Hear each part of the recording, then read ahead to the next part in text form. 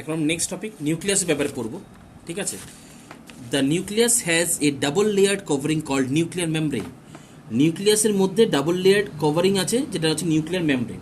দেখুন double layer covering করতে এটা হচ্ছে ডাবল লেয়ার কভারিং, এখানে দেখা যাচ্ছে ডাবল লেয়ার কভারিং, সেটাকে হচ্ছে নিউক্লিয়ার মেমব্রেন, ঠিক আছে। ডাবল লেয়ার যে কভারিং আছে, কভারটা হচ্ছে nuclear membrane. The nuclear membrane has pores which allow the transfer of materials from inside the nucleus to its outside. এখন কি হয়, the nuclear membrane has pores মানে ছিদ্র থাকে, which allow the transfer of materials from inside the nucleus to its outside. এখন nuclear pore কোনটা, এই দেখো nuclear pore, this is nuclear pore. এখানে কি আছে, এরকম ছিদ্র থাকে, এই নিউক্লিয়ার পোর, এখান দিয়ে পোর আছে একটা, এখান দিয়ে পোর আছে একটা, এখান দিয়ে পোর আছে। এই ছিদ্রগুলোতে কী হয়, নিউক্লিয়াস থেকে বাইরে কোনো জিনিস যেতে পারে, বাইরের থেকে কোনো জিনিস নিউক্লিয়াস ভেতরে ঢুকতে পারে। তো এগুলো হচ্ছে নিউক্লিয়ার পোর থাকে কার মধ্যে, নিউক্লিয়ার মেমব্রেনের মধ্যে। That is to the cytoplasm will text about, that is to the cyto, মানে এই যে আমাদের পোর্স থেকে নিউক্লিয়ার পোর দিয়ে জিনিসগুলো কোথায় যায়, নিউক্লিয়ার পোর দিয়ে জিনিসগুলো সাইটোপ্লাজমের মধ্যে যায়, অর্থাৎ সাইটোপ্লাজম থেকে কোনো জিনিস নিউক্লিয়াসের মধ্যে ঢুকছে, তো ওটা কে করে, নিউক্লিয়ার পোর্ট দিয়ে জিনিসটা আসা যাওয়া করে। The nucleus contain chromosomes which are visible as rod shaped structure only when their cell is about to divide.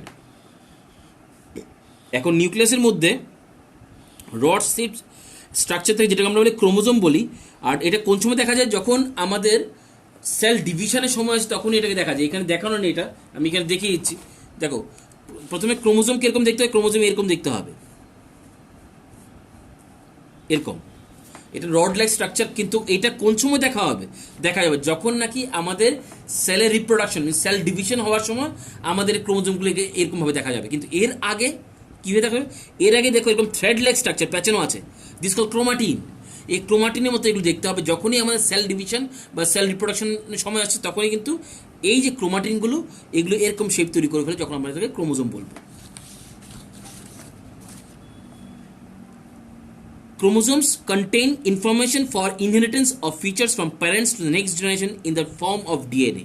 এবং ক্রোমোজোমের মধ্যে কি হয়, ক্রোমোজোমের মধ্যে parents information as a in the form of DNA ফর্মে এগুলো কোথা থেকে স্টোর থাকে। ডিএনএ হচ্ছে deoxyribonucleic acid. Chromosomes are composed of DNA and protein. Chromosome কী দিয়ে তৈরি, ডিএনএ এবং প্রোটিন দিয়ে তৈরি। ডিএনএর মধ্যে কী থাকে, ডিএনএর মধ্যে আমাদের প্যারেন্টাল যে ক্যারেক্টারিস্টিক্স, ঠিক আছে, ওগুলো স্টোর করা থাকে। DNA molecules contain the information necessary for constructing organizing cell. ডিএনএর মধ্যে মলিকুলস ইনফরমেশন কন্টেন করা থাকে, ইনফরমেশন থাকে কিসের জন্য, একটা সেল কী করে কনস্ট্রাক্ট হবে এবং কী করে অর্গানাইজ হবে, ওই টোটাল জিনিসটা আমাদের ডিএনএর মধ্যে থাকে। ওই যখন নতুন সেলটা তৈরি হলো তখন পুরনো সেলের ক্যারেক্টারিস্টিক্স যেগুলো আছে ওগুলো ওই নতুন সেলটার মধ্যে ক্যারি করে নিয়ে যায়।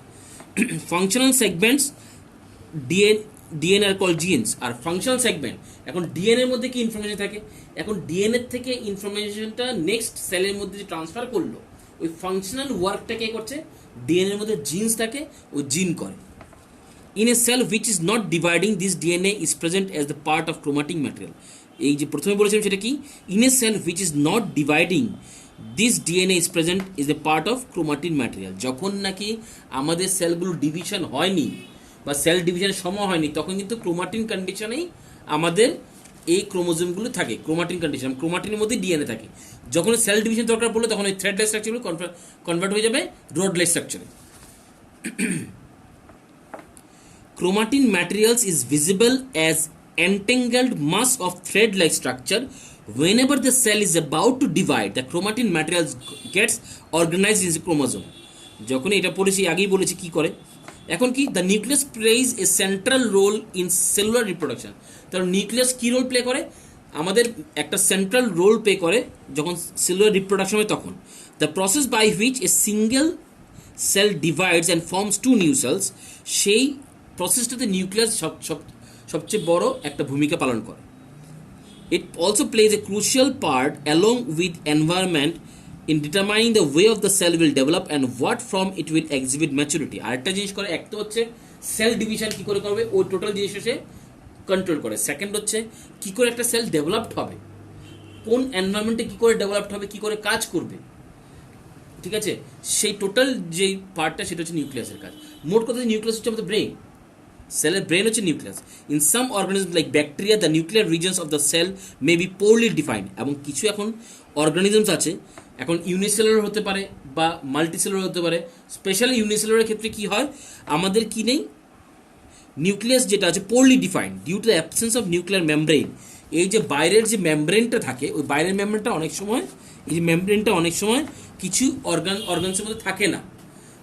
এই নিউক্লিয়ার মেমব্রেন যেটা থাকে না, যার কারণে নিউক্লিয়াসটা খুব পোরলি ডিফাইন করা থাকে, মানে ভালোভাবে থাকে না। তো এরকম such organism who cell lack a nuclear membrane, এখন যেসব অর্গানিজমের মধ্যে এই নিউক্লিয়ার মেমব্রেন থাকে না তাদেরকে আমরা বলি prokaryotic. Pro means primitive and karyote means karyon means nucleus. যেসব আমাদের অর্গানিজমের মধ্যে নিউক্লিয়াসটা ভালোভাবে থাকে না, মিন্স পোরলি ডিফাইন্ড, তাদেরকে আমরা বলবো prokaryotic organisms. Such an undefined nuclear region containing only nucleic acid is called nucleoid. আর যেসব সেলের মধ্যে নিউক্লিয়ার মেমব্রেন নেই, নিউক্লিয়াস পোরলি ডিফাইন করা আছে, তো সেখানে কি থাকবে, নিউক্লিয়য়েড থাকবে। Nucleoid is one kind of acid. ঠিক আছে, দ্যাট মিনস আমি কি বলতে, প্রোক্রিওটিক সেলের মধ্যে আমাদের কি থাকবে, প্রোক্রিওটিক সেলের মধ্যে শুধু আমাদের নিউক্লিয়য়েড থাকবে। And organisms with cells having nuclear membrane are called eukaryotic, বা যেসব সেলের মধ্যে নিউক্লিয়াস থাকবে ফুললি ডিফাইন্ড থাকবে তাদেরকে আমরা ইউক্রেটিক বলবো। Prokaryotic cells also lack most of the other cytoplasmic organelles present in eukaryotic cells. এক তো প্রোক্রিওটিক সেলের মধ্যে কি নাই, নিউক্লিয়ার মেমব্রেন নাই। সেকেন্ড কি নাই, তাহলে নিউক্লিয়াস খুব ভালোভাবে ডিফাইন করা নাই। থার্ড কি জিনিস, নিউক্লিয়াস যেহেতু নাই তখন এই পার্টটাকে আমরা কি বলে, নিউক্লিয়য়েড বলছি। এখন ইউক্রেটিক সেল কোনটা, যাদের মধ্যে নিউক্লিয়াস ফুললি ভালোভাবে ডিফাইন করা আছে, তারা হচ্ছে আমাদের ইউক্রেটিক সেলস। এখন ইউক্রেটিক সেলের মধ্যে কিন্তু আরেকটা জিনিস আছে, সেটা হচ্ছে সাইটোপ্লাজমের মধ্যে, সেলের মধ্যে অনেক সেল অর্গানেলস থাকে, কিন্তু প্রোক্রিওটিক সেলের মধ্যে ওই সেল অর্গানেলসগুলো থাকে না। তাহলে কাজগুলো কে করে, ওই কাজগুলো সাইটোপ্লাজমের মধ্যেই কিছু many of the functions of such organisms are also performed by poorly organized parts of the cytoplasm. সাইটোপ্লাজমের মধ্যে poorly organized কিছু জিনিস থাকে যেগুলো নাকি এই কাজগুলো করে, বাট সেল অর্গানেল যেগুলো নাকি ইউক্রেটিক সেলের মধ্যে থাকে এগুলো থাকে না। এটা ছিল আমাদের নিউক্লিয়াসের পার্ট। এটা আরেকবার রিক্যাপ করে দিচ্ছি। প্রথম কথা হচ্ছে আমাদের নিউক্লিয়াস যেটা আছে সেলের ভেতরে থাকে, ঠিক আছে, যেটা আমরা সেলের ব্রেইন বলতে পারি। এটার মধ্যে একটা ডাবল লেয়ার্ড আস্তরণ থাকে বা লেয়ার থাকে, সেটা হচ্ছে নিউক্লিয়ার মেমব্রেইন। এবং নিউক্লিয়ার মেমব্রেনের মধ্যে হোলস বা পোর্স থাকে, সেটা নিউক্লিয়ার পোর। ঠিক আছে, নিউক্লিয়ার পোরগুলোর কাজ কি, নিউক্লিয়ার পোরগুলোর কাজ হচ্ছে নিউক্লিয়াস থেকে কোনো জিনিসকে আমাদের বাইরে বের করে দেওয়া। বাইরের এনভায়রনমেন্টটা কি, নিউক্লিয়াসের যে বাইরের এনভায়রনমেন্ট সেটা হচ্ছে সাইটোপ্লাজম। নিউক্লিয়াসের যে বাইরের এনভায়রনমেন্টটা সেটা হচ্ছে সাইটোপ্লাজম। সাইটোপ্লাজম থেকে কোনো জিনিস নিউক্লিয়াসের ভেতরে ঢুকতে, অথবা নিউক্লিয়াস থেকে কোনো একটা জিনিস সাইটোপ্লাজমের বাইরে যেতে সাহায্য করে কি নিউক্লিয়ার পোরগুলো। এখন আমাদের নিউক্লিয়াসের মধ্যে এরকম থ্রেড লাইক অনেকগুলো স্ট্রাকচার থাকে, যেটাগুলো আমরা ক্রোমাটিন বলি। কি বলি, ক্রোমাটিন। ঠিক আছে, এখন যখনই আমাদের সেল ডিভিশনের দরকার পড়ে তখন কিন্তু এই ক্রোমাটিনগুলো কনভার্ট হয়ে যায় কিসে, ক্রোমোজোমে কনভার্ট হয়ে যায়। Chromosome means rod like structure convert হয়ে যায়। কারণ ক্রোমাটিন বল বা ক্রোমোজোমের মধ্যে কি থাকে, ডিএনএ থাকে। ডিএনএর কাজ কি, ডিএনএর কাজ হচ্ছে ইনফরমেশন স্টোর করা। কি information, characteristics of a existing cell. যে সেলটা আছে ওই সেলটার ক্যারেক্টারিস্টিক্স, এখন এটা প্যারেন্টাল ক্যারেক্টারিস্টিক হতে maternal parental means parents characteristics হতে পারে। ওই ক্যারেক্টারিস্টিক্সগুলো নতুন যে সেল তৈরি হলো সেটাতে কনভার্ট করে নিয়ে যাওয়া। এবং এই ফাংশনটা করতে তাকে কাজ করে কে করে, ডিএনএর মধ্যে একটা ফাংশনাল অর্গান আছে, অর্গানালি আছে, সেটা কি তো কিছু মনে থাকে, ডিএনএর মধ্যে একটা ফাংশনাল, সেটা হচ্ছে জিন। ঠিক আছে, এখন the nucleus plays a control role. এখন নিউক্লিয়াসের কাজ কি, নিউক্লিয়াসের মেইন কাজ হচ্ছে যত মেটাবলিক ওয়ার্কস আছে, মেটাবলিক ওয়ার্কস বলতে কি করে সেল ডিভিশন হবে, কি করে সেল ডেভেলপড হবে, এই টোটাল কাজগুলো দেখাশোনা করে নিউক্লিয়াসের কাজ।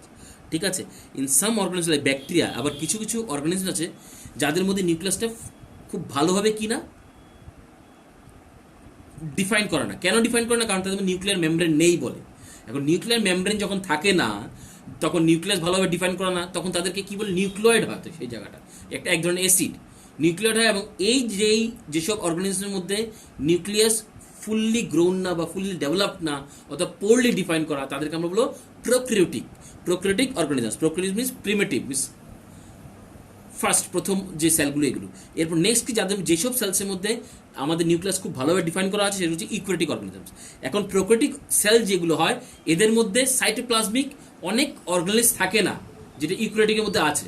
এখন যদি না থাকে ওই কাজগুলো কে করে, সাইটোপ্লাজমের মধ্যে যে পোরলি ডিফাইন করা যে অর্গানিজগুলো আছে ওগুলো করার চেষ্টা করে।